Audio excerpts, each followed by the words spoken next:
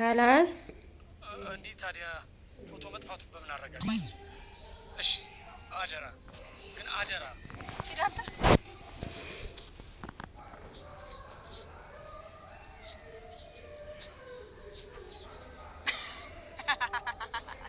ለአንተ በጣም ጥሩ። በወንጀል ላይ ወንጀል እየደራረብሽ ነው። ይሄን ታውቂያለሽ አይደል? ስምህንም ትዳርህንም ይሄን ደግሞ አትርሳ። እባክሽ ሜራ አታድርጊው እባክሽ። ቀላል ምርጫ እኮ ነው። ምንም የሚከብድ ነገር የለም። ሜራ እንግዲህ ፖሊስ ነኝ ባይሆን ይዛለች ማለት ነው። ሜራ በጣም ከባድ ሁኔታ ውስጥ ነች እና ፖሊሱ ደግሞ ከሚስቴ ጋር ከምጣላ ትዳሬ ከሚበላሽ ምንም ቢቀርብኛል ይሻላል ብላ ብር አታለው አለች ማለት ነው። እንግዲህ ብሩን ተቀብሎ ከስራው ወጥቷል ማለት ነው። ውድና የተወደዳችሁ የሰላም ዩቱብ ተከታታዮቼ ስለምታበረታቱኝ ከጎኔ ስለምትሆኑኝ አመሰግናችኋለሁ። አሁንም ደግሞ እንድታበረታቱኝ እጠይቃችኋለሁ ማለት ነው። ሰብስክራይብ ላይክ እያረጋችሁ ከጎኔ ሆኑ ስለምትሆኑ አመሰግናችኋለሁ።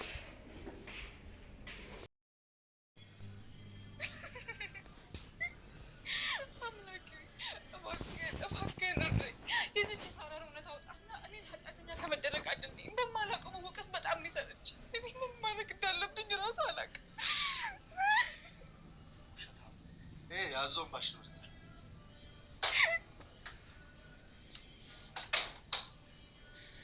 አድናን ነኝ። ይሄንን ፖሊስ እጅ ውስጥ አስገባለሁ። የዛን ጊዜ እናንተን ቀብራችሁና መቃብራችሁ ላይ እንስቃለሁ እንጂ በፍጹም አልታሰርም። አዎ አልታሰርም።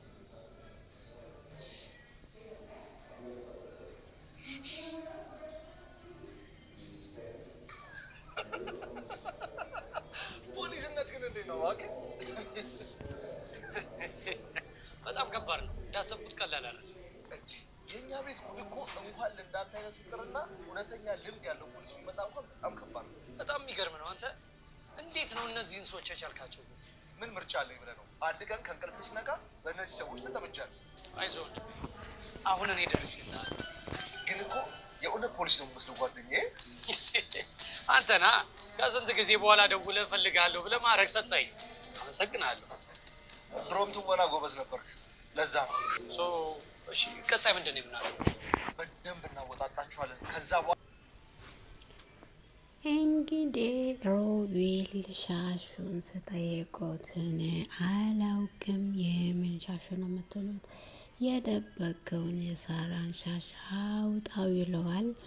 ፖሊሱ ግን እውነተኛ ፖሊስ እንዳልነበረ ካወቁ ግን ለአድናንን አይለቁትም። እንግዲህ ውድና የተወደዳችሁ የዩቱብ ተመልካቾቼ በያላችሁበት ሰላማችሁ ብዝት ይበልልኝ። ለዚህ ቻናል አዲስ የሆናችሁ ሰብስክራይብ ላይክ እያረጋችሁ ቪዲዮውን መመልከት ትችላላችሁ ማለት ነው። ቴንኪዩ ፎር ዋችንግ ማይ ፋሚሊ። እንደዛውም ደግሞ ሮቤል እና ሜራ በጣም ተጨንቋሉ። ሜራ ለፖሊሱ ብር እሰጣለሁ አንተ ምስት ደውላ ልጅ እንደታመመ ሰምቼዋለሁ እና ስለዚህ ብር ትንሽ ብር ልስጥክና ይህን ብር ተጠቀምና በዚህ ነገር ውስጥ አትግባ ብታቆም ይሻላል ስትል፣ እኔ እንደዚህ አይነት ሰው አይደለሁም። እኔ ስራዬን ተጠንቅቄ በጠንቀቃ ሁኔታ ስራ የምሰራ ሰው ነኝ። አንቺ ምንድን ነው ከኔ የምትፈልጊው? ለምንድን ነው ይሄን ብርስ ለእኔ የምትሰጪው? ምን አስበሽ ነው? የምን አይነት ሁኔታ ምስጢር የምን መደበቅ ፈልግሽ እንደሆነ ግን አልገባኝም ይለዋል። ከዛ በኋላ ሜራ እኔ ምንም ፈልግ አይደለም፣ ግን ልጅ ስለታመመ ልጅህን እንድታሳክም ብዬ ነው አካውንትን ስጠኝና ብር ላስገባለ ትላለች ሜራ። ፖሊሱ ደግሞ ሜራ ከየትም ብላ አካውንቱን አግኝታ ያው ብሩን አዞራለች ማለት ነው። ያን ብር ደግሞ ፖሊሱ መጥቶ ለአድናን ያሳያል ማለት ነው። አድናን ደግሞ ሄዶ ሜራን አንቺ ምን መደበቅ ነው ያሰብሽው? ምንድን ነው የፈለግሽው? ምንድን ነው ሀሳብሽ ብሎ ይጠይቃታል ለሜራ። እኔ ምን ያረኩኝ? ሁል ጊዜ እኔም እንደምንድን የምትጨቅጭቀኝ? ሮቤል ደግሞ በቃ ምንም ነገር ይቅርና እኛ ሁለታችንም ከዚህ እንጥፋ ይላታል ለሜራ። ሜራ ደግሞ አንተ ይደደብ ምንም የማትረባ ቆርቆንዳ ራስ አንተ ምንም ነገር ማሰብ አትችልም፣ ከኔ ጋር ተደብቄ ነው ሁሉም ነገር ማድረግ የምትችለው ብላ ሜራ እንግዲህ በሮቤላ ጮሃለች ማለት ነው። እንደዛም ደግሞ ሮቤል በጣም መፍራቻ ውስጥ ይገኛል። ዋና ደግሞ እኔ ይሄን ከወሰዳችሁበት እንደምታመጡ እርግጠኛ ነን። በቅርብ ጊዜ ውስጥ እናንተ ቅጣታችሁን እንደምትወስዱ እኔ እርግጠኛ ነኝና እናንተ ይሄን እንደበላችሁትና ይሄን እንደገበራችሁ እውነታ ሊወጣ ትንሽ ቀን ነው የቀረው። እኔ ደግሞ አስከፍላችኋለሁ። ይሄን ምን እንዳረጋችኋት ብቻ ሊየው ምን ለምን እንደደበቃችሁ ራሱ እስካሁን አልገባኝም። ለምንድን ነው ይሄን እንደዚህ የምታረጉት? ይሄን ምን የሚፈጠር ውጭ ሀገር ማሄድ አትወድም፣ ሲወራ ራሱ አትወድም። ፖሊሱ ደግሞ እሷ በህይወት ብትኖር እስካሁን ለምን ለይቷ ለአንዴቷ ለመንታ ሄቷ ለምን አልደወለችም በማለት ፖሊሱ ደግሞ በጣም ጥርጣሬ ውስጥ እንዲገባ አድርጎታል አድናን ማለት ነው። አድናን ደግሞ ማንን ነው የምትጠረጥረው? ማን ላይ ነው አሁን አንተ በደንብ ጠረጠርከው? ማንን ነው? ሮቤልን ነው ሜራ ነው ስላት፣ አይ ሮቤልን በጣም ተከታተለውና ከዛ በኋላ ደግሞ ሜራ ለፖሊሱ ብር ልስጥህና ይሄን ነገር ዝጋው፣ አታውራ ከእንግዲህ ከዚህ በኋላ በቃ ይሄን ነገር አያስፈልግም፣ ስለዚህ ነገሩን አቁመው ስትል ፖሊሱ ደግሞ በጣም ጠርጥሮ ሁለታቸውን መሀል የሆነ ትልቅ የሆነ የደበቁት ምስጢር እንዳለ ገብቶታል ማለት ነው። ለአድናንም ደግሞ ተናግረዋል ማለት ነው። በሁለታቸው መሀል የሳራ የሚያውቁት ትልቅ ድብቅ ምስጢር አላቸውና ስለዚህ ሮቤልን በጣም ተከታተል ሜራና ለእኔ ተወኝ ብሎ ተናግሯል ማለት ነው። ከዛ አድናን ደግሞ እየተማታመልጧትም ታመጡታላቸው። እንግዲህ አድናን ደግሞ ሜራ እርጉዝ እንዳልሆነች ሲያውቅ ደግሞ በጣም ችግር ውስጥ እንደሚገባው ነው እርግጠኛ ነው። አድና ሮቤልም ደግሞ ሁለታቸውም እየተጋደዱ ይገኛሉ። ሮቤልም እርግዝ እንዳልሆነች ለአድናን እናገራሉ ይላል። ሜራም ደግሞ ሮቤል ሳራን እየቀበራት የአድናን የሮቤል ቪዲዮ ይዛለች ማለት ነው። እንግዲህ ይሄን ነገር ሁሉን ትተን እኛ ከሁለታችንም ከዚህ መውጣት አለብን። እንዴት ነው የምናመልጠው ከዚህ ነገር? እንዴት እንውጣ? አሁን በቃ አራት በአራት ሆነ ግድግዳ ውስጥ መበስበሳችን ነው። ሜራ አትሰሚም? እንደኔ የምልሽን ብቻ አድርጊ። ብር ከሰጣሽ እኛንን ወንጀለኞች ምን ብር እንስጠውና ይሄን ሰውዬ እንዝገው ስትል፣ አይ ብር ከሰጣሽ እኮ እኔ ወንጀለኛ ነኝ ብለሽ ነው የምትናገረው። እዛውም እኛን ጠርጥረዋለሁ። አንቺ ምን ብለሽ ነው ብር የምትሰጪው? ብር ከምትሰጪ ወይም እናማክረው ይላታል ማለት ነው። ሮቤል ብር አትስጭ፣ ብር ከሰጠሽ እኛ ሁለታችንም ጥፋተኛ ሆነን ነው በእነሱ ፊት የምንገኘው ብሎ ሚራን ይለምናታል። ሚራ ደግሞ አንተ ቆርቆንዳ ራስ በል፣ ምንም ማሰብና ምንም ማድረግ አትችልም፣ ምንም ጥቅም የለህም፣ ዝም ብለህ ቁጭ በል ብላ ሮቤልን በጥፊ መታ ትሄዳለች ማለት ነው። ከዛ እየተጣሉ ፖሊሱ የሄደ መስለው ወደ ቤት ሲመለሱ ደግሞ ሚራ እና ሮቤል ከቤት ወጥተው ሚራ ተከትላ ፖሊሱን ሄዳ ነበረ። ከዛ ተመልሰው መጥቶ ነበረና ሮቤል ክላስ ገብተው ሻሹን አገኝቻለሁ ሮቤል ክላስ ውስጥ ብሎ ፖሊሱ ተመልሶ ይመጣል። ከዛ ደግሞ ከውጭ ሲመጡ ፖሊሱና አድናንና ሉሃና ቤት ውስጥ ቁጭ ብለው ታገኛቸዋለች። ሚራ ፖሊስ ለምንድን ነው ተመልሰህ ከመጣከው? ሄደ ካልነበር እንዴ ወጥተ ካልነበር እንዴ ለምንድን ነው ተመልሰህ ከመጣከው ስትል፣ አይ እኔ አንቺን ፈልጌ ነው የመጣሁት፣ ማናገርሽ ነገር አለ ውስጥ ገብተሽ ጠይቂው ስትል ስለው፣ ገብታ ሜራ ደግሞ እንደ ሮቤልም እሱን መጫወት ፈልጋ ነበርና ኢንስፔክተሩ ግን የውሸቱን ኢንስፔክተር አልሰማትም ማለት ነው። አንቺ በጣም ጨምላቃ ክፉ ሴት እንደሆንሽ አውቃለሁ። አንቺ ባለሽንም እንደዚህ እያደረግሽ ሁለት ወንድማማቾች መሀል እንደ እባብ ስትመላለሽ ቆይተሽ ደግሞ እኔ ከመጣሽ አንቺ ባለጌ፣ እንዳንቺ አይነት ሴቶች አይቻላቅም። ምን አይነት የመጨረሻ ባለጌ ነሽ? ከእንግዲህ ላስጠነቅቅሽ፣ አንድ ነገር ከኔ ጋር ለማድረግ ብትሞክሪ አሳስርሻለሁ። ይሄን እወቂ።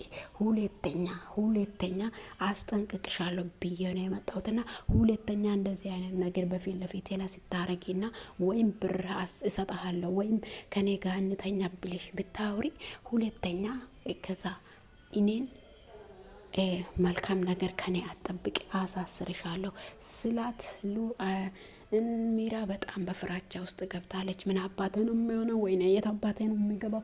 ምንድን ነው የማደርገው? አሁን እንዴት ነው ከዚህ ነገር ውስጥ እጄን ማውጣው?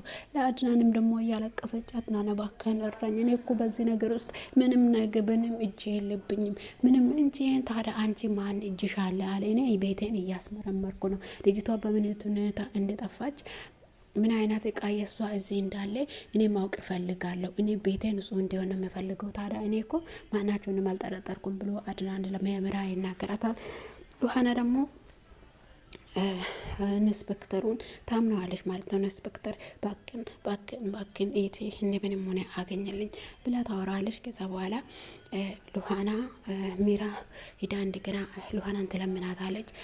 ሉሃና እባክሽ ይሄ ሰውዬ ይሄን ቤት ከዚህ በለጠ እንዲፈትሽ አታርጊ እባክሽ አድናን ቢሆንማ እኔን መስማት ካቆመ ብዙ ዘመናትን ቆጥሯል። እኔን አይሰማኝም። እንደው አንቺ ለምኝንል እና ሁለተኛ እዚህ እንዳይመጣ። ምንድነው ያስፈራችሁት? አንቺና ሮቤል ምን ሆናችሁ ነው? ቤቱ እንዲፈተሽና ንጹህ እንደሆነ ለምንድነው የማትፈልጉት? ብላ እንግዲህ ሮቤልን እና ሚራን ሉሃና ራሱ በጣም እያስፈራቸው ትገኛለች። አድናን ደግሞ የት አባታችሁ አትሄዱም፣ ሳራን ከወሰዳችሁበት ታመጡታላችሁ። ሮቤል ደግሞ እኔ ሳራ በህይወት ብትኖር እኮ እጄ እስካሁን አምጥቼ ነበረ። እሷ እዚህ ምድር ላይ የለችም። ከየት ነው የማመጣው? ምንድን ነው የማያደርገው? የት ነው የሚገባው? ምን አባቴ ነው ቃል የምሰጠው ብሎ እየተጨነቀ ይገኛል ማለት ነው። ኢንስፔክተሩ በጣም በእውነት እኔ ራሱ ፖሊስ ነው የመሰልኩኝና በጣም ጉብዝ ነው ማለት ነው። አሁን በቅርቡ ያው ሚራና ሮቤል እውነታቸው እንዲገለጥ እርግጠኛ ነኝ። ሄሎ፣ ልጁ በጣም ታሟል። ብር ይዘና ከየት አመጣለሁ እንዴ? ከየት አመጣለሁ? ሰፈር ተበደሪ ከአንድ ሰው አላውቅም። ዳዊት ሆስፒታል ጠብቃለሁ። እሺ በቃ እዛው ሆስፒታል መጣሁ።